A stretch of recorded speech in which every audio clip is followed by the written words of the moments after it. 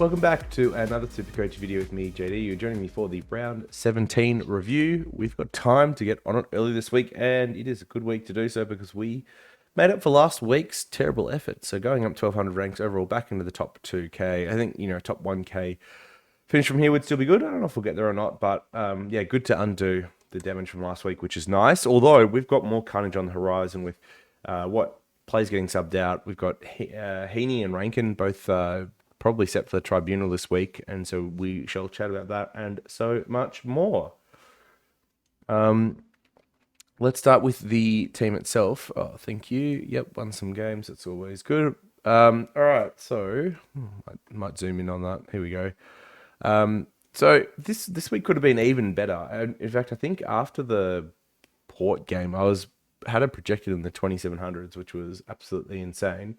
But we did get some underperformances from that point, and especially coming into Sunday, which was pretty sad to see. Trades last week were to get rid of Baker and bring in Rankin, which he scored a 97 in the end, which I had to turn off that game. He was in the third quarter, still in the 40s, so not sure he pulled out a 50-point last, but we'll take it. Dawson was absolutely shocking. And then, Dowling, I had to use his cover for Kerno, who did not perform. So a good thing I activated the loop there. But, yeah, that's sad to see. But actually, where we should start this is with Colby McKercher. The 2-month hold has finally paid off. We got a 134 out of the kid on return, which is, fantastic to see. Both that he's fit and firing, and also that he's returned a little bit of the faith. But it just makes me so much more disappointed because if I had him over the last couple of months during the buys, making that money, like how much of a better spot I'd be in than where I've ended up for now. So, yeah, nice to have him there, and hopefully he's top 6 material. But yeah, sad circumstance. It actually just makes me wonder like how much better the rest of the season could have gone. And then joining him, of course, was Sheasel, who put in another good effort. I think he had about 40-50% CBAs in the midfield and put up a 141. In these games where North have been competitive, they're scoring pretty well, these boys. I don't think it's going to continue for the rest of the year, but yeah, holding Sheasel's worked out really nicely. I think most people did. Like, they weren't in a position where they could trade him out, but yeah, it's worked out well. Dacos was just so against Essendon. He wasn't hard tagged or anything like that, but between like Durham and Perkins, I want to say, they kept him pretty quiet for the evening. It wasn't like one particular person hard tagged him, but yeah, overall did a job, and Essendon obviously pretty competitive on the night. Luke Ryan, so went 197 against the Freo last time, ended up with a 99 this time. I don't think he's playing particularly poorly or anything like that, but the insane run that we saw maybe from the start of the year just doesn't look like it's going to continue. So should be solid or thereabouts. I'm not even sure if he'll finish D1 from here, though, despite the head start he had. Houston's probably been the most disappointing one. We did get the ceiling game out of him. Feels like it was a month ago now, the 174, and then 102, 59, and 76 since. So been pretty disappointing. Gold Coast matchup this week in Gold Coast. That's the good Gold Coast you get. I'm not really sure what to do with him. Like, is he someone that you consider trading out? He lost 47k this week, which is pretty amazing. He's been really good. I mean, there's a few guys that we traded in that have been really good through the start of the year, like Houston, Rao, Sarong. And then in my team, they have not been very good. And I feel like I probably could have just gotten pods instead and had much better results. Something to think about for next year. But yeah, I don't know what we do with Dan Houston. Not really sure. He's one that if everything had been going well, I'd consider trading out. But I think there's probably enough stuff going wrong that it's not a real consideration this week.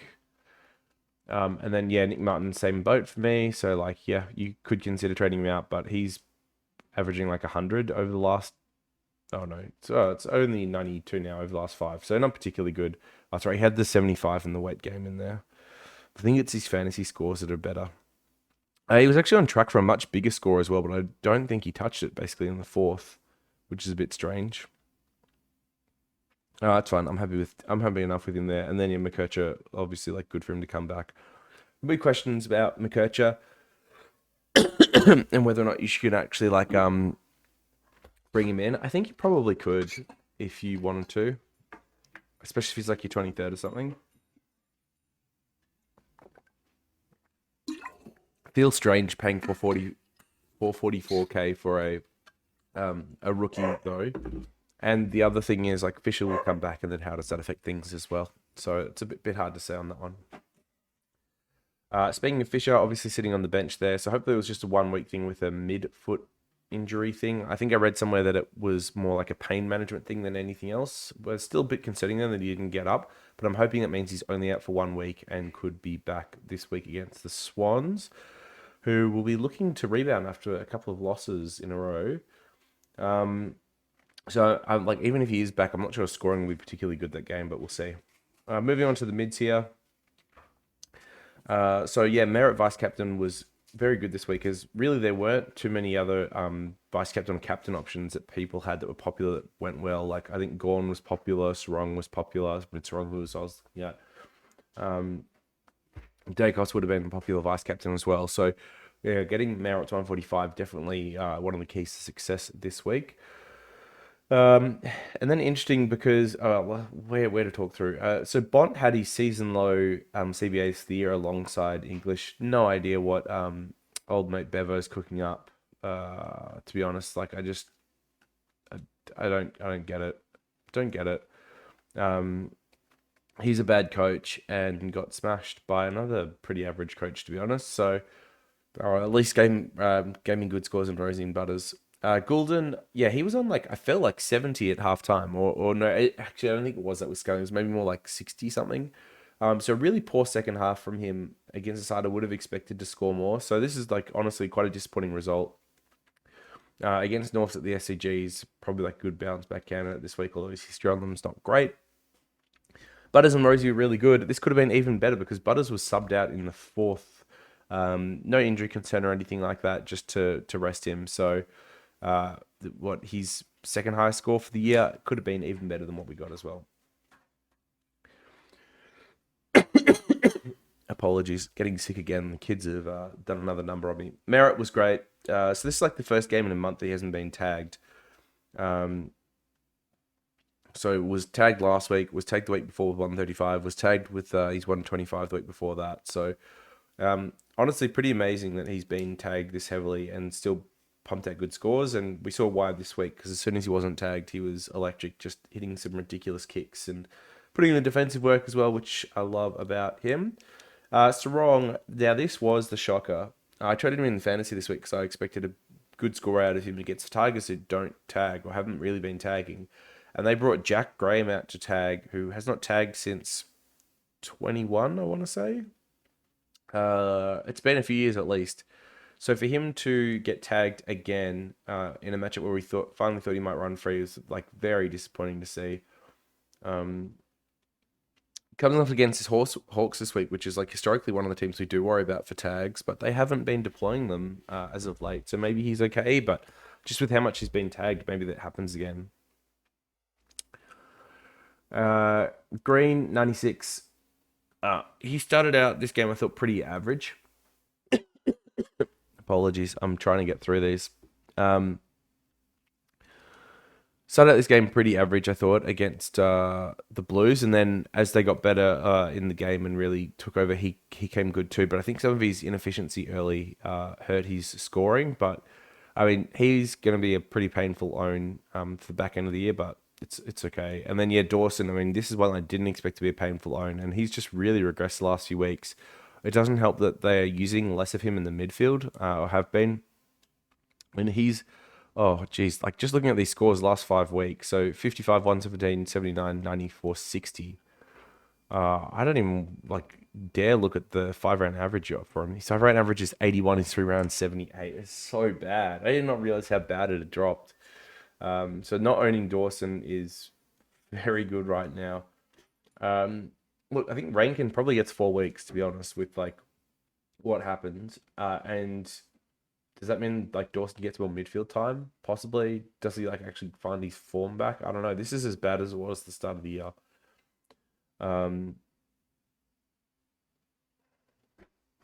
It's so bad. We got Saints this week, which should be okay. And Windy went down, so there's no tag threat for Dawson really. Oh. Matchups aren't terrible for Dawson, but yeah, it's bad. It's bad. And then Rosie was very good. So I mean, last week's trades we went Rosie and Caldwell in for Rowell and whoever it was. Like amazing. They worked out really well. Yeah, the last 2 weeks, 103, 168 from Rosie. So take that, especially at what we paid, which was 410.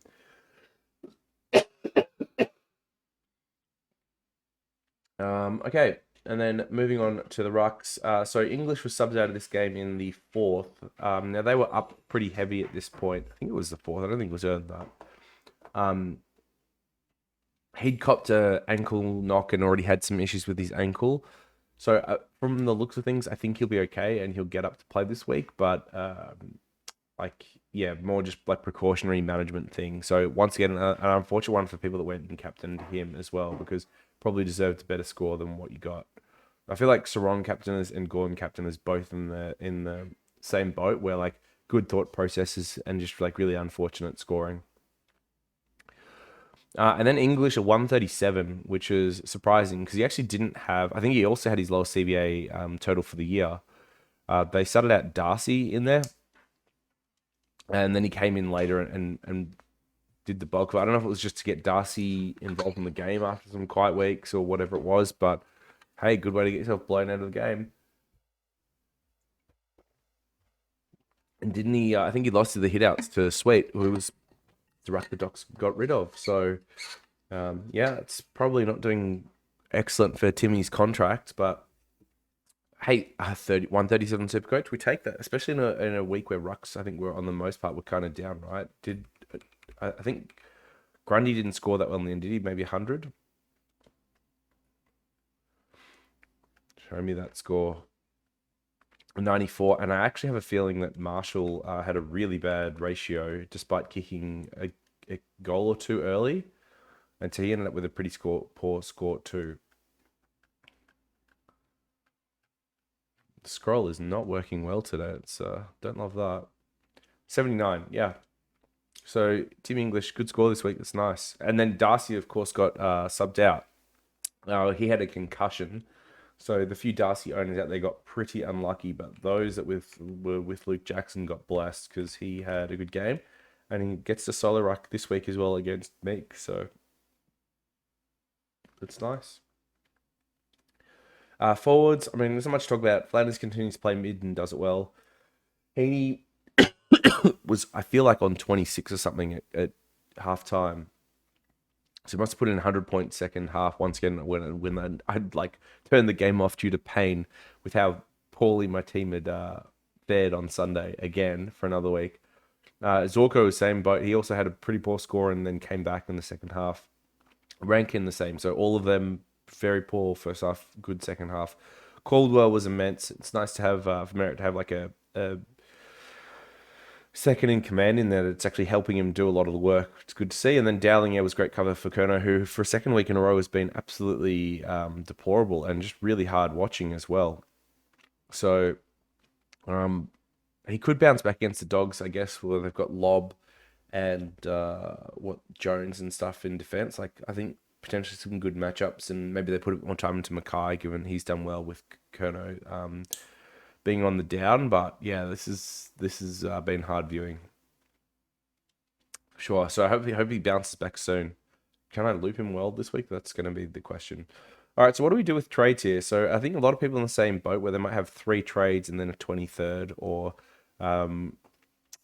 maybe you have like more trades than that. You don't have a 23rd, whatever it may be. So like, what's on offer this week? Because we've got is it 7 rounds left for the year? We got 18, 19, 20, 21. Yeah, 7 rounds left. So if Rankin's getting 4 weeks, really, I don't think there's any situation where you trade him. Even if you only got 1 trade left, like you'd need someone to get injured in the next 2 weeks and be out for a longer period of time for it to be a better save. So if Rankin's out 4 weeks, I think you just trade no matter what. But the question is like, who do you actually go to? Because the forwards are bad. And if we say, like, I guess if you don't have any of Flanders, Heaney, Zorko, Caldwell, they're probably the 4. Or if you traded Fisher out and he's back this week, then I think that's probably 5. Beyond that, it's pretty dire because obviously like Kerno, you can't go. I think like Dylan Moore is obviously one that's worth talking about because he put up another decent score on the weekend. Man, it was against the Cats, which probably doesn't count as much, but like, yeah, what's their run home like? Collingwood next week's all right. Adelaide should be okay. GWS Cut not so good, and then Richmond North last two is like pretty good fixture. So I guess if you're playing for league as well, even though those first two games there with GWS Carlton probably aren't ideal, the Richmond North run at the back end might be really good. So I think Moore's one to consider. You could consider Jackson as well, especially if it is in a position where it's your last trade, because it does give you the ruck cover that many of us are lacking. Should, I think, have a decent game this week, being Sol Ruck against the Hawks. He's actually put up decent numbers on them last year as well, tonned against both. And the game after that, even if Darcy's back, it's against the D's, where, a bit of a revenge game. I think he'll show up. And then West Coast the week after that, where he probably should do well in the forward line. So the reality is, like, the next three games for Luke Jackson look all right from a fixture perspective. Essendon could be a tough one, especially if we're playing dual ruck. But then after that, you've got Geelong, which I think should be all right as well. GWS, which is easy for Rucks, even though he's probably playing more forward, and then Port. So the run home for Luke Jackson really does look quite good. So I think that's one you've got to consider as well, like more Luke Jackson, probably the two, especially if you're low on trades, because Luke Jackson, even though he may only have one good week, you can at least then like loop him in here, and if you've got a 23rd or whatever, then like you're looping Kerno and Jackson each week, which I don't know, could be my position. I think the last option here for those that are looking to cheap out, and like we saw Mana play well this week and ton up, I think he almost went 120. So anyone that kept him or held him all this time or even brought him back in last week, like absolutely kissed, but hey, take it. This is a very nice score. Apologies. Yeah, so the cash isn't that important, but the points are good this week. Like I would have taken an extra 50 points on Dowling for sure. I think the one that's worth talking about though is Mateus Philippou, which I didn't expect to be saying at this point in the year. So he's 219k, which is quite cheap. Had a reasonable number of CBAs, I think like 60% for the Saints, and played really well over the like when the game was on the line to help get them over the edge. Like he was good.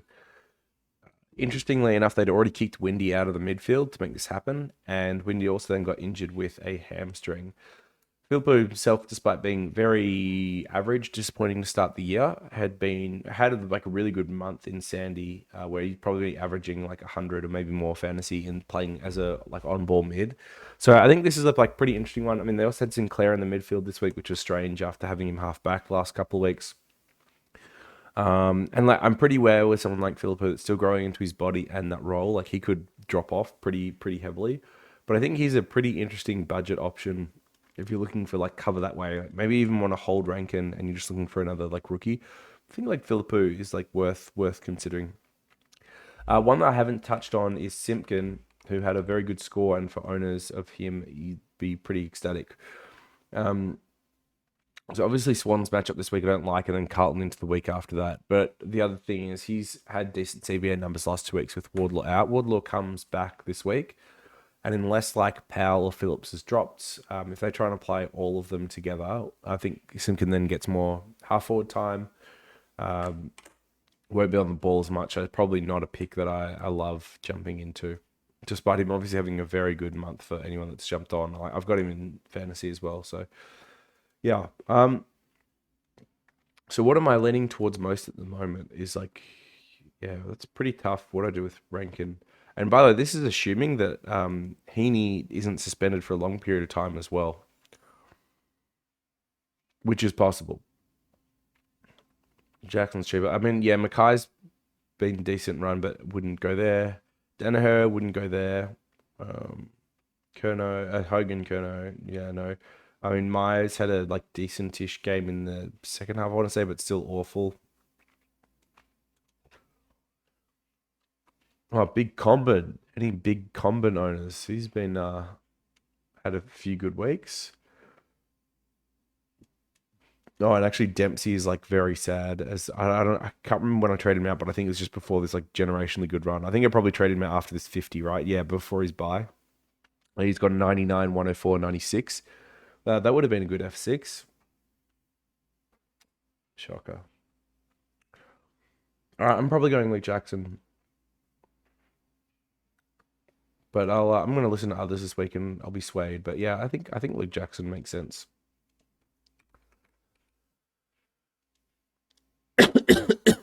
Although having to play one of him and Kerner every week seems sad.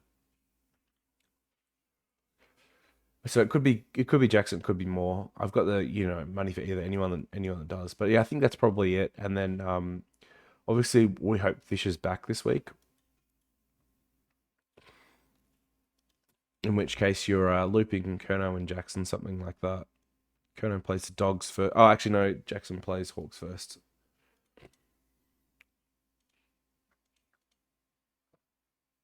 Something like that. Okay. Vice captain and captain this week.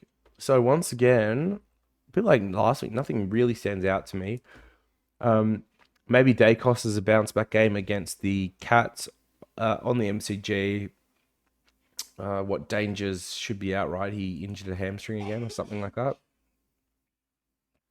They're not really a team to give attention, so yeah, Dacos here. Hawks for, I mean, I think Sarong's lost the vote of confidence, even though he probably should be okay there.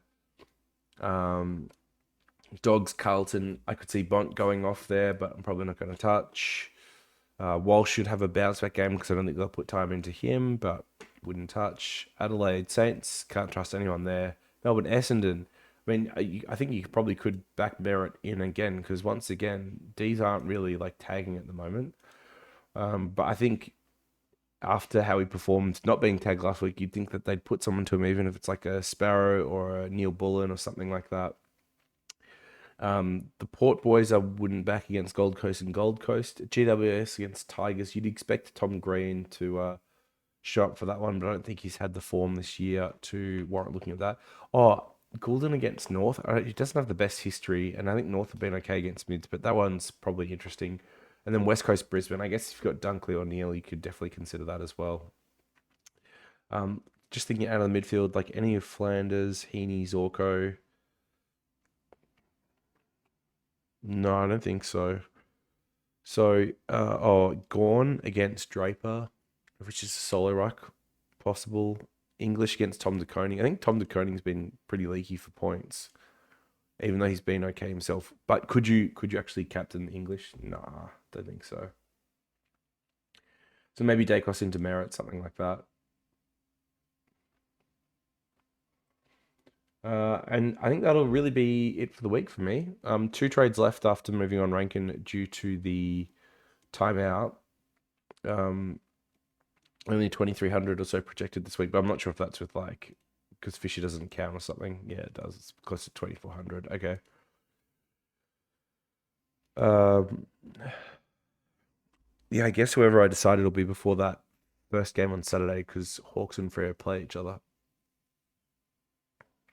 I think that's really it. There's not much else for me to discuss. Good week. We take those, but we need to string a few of them together now. Can't do one up, one down like we've been doing and expect to finish the year strong. I guess just leave the 100K in the bank. Yeah, like you could try and think about moving it to upgrade someone else or whatever it may be, but I think just keeping it in hand will probably be the smartest move here, especially if I need to get off Kerno later or something like that. So, or Martin or Houston. I guess the other thing, right? Like Houston could go to Sinclair or something. Oh, actually, McGovern, by the way, is injury watched too again this week. Um,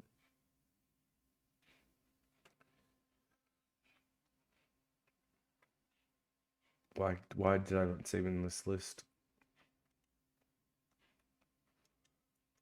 Oh yeah, well it looks better, but no, I'm probably not going to do it. All right, that's me for the week. Hope you had a good one too. As always, I'll catch you next week. Peace.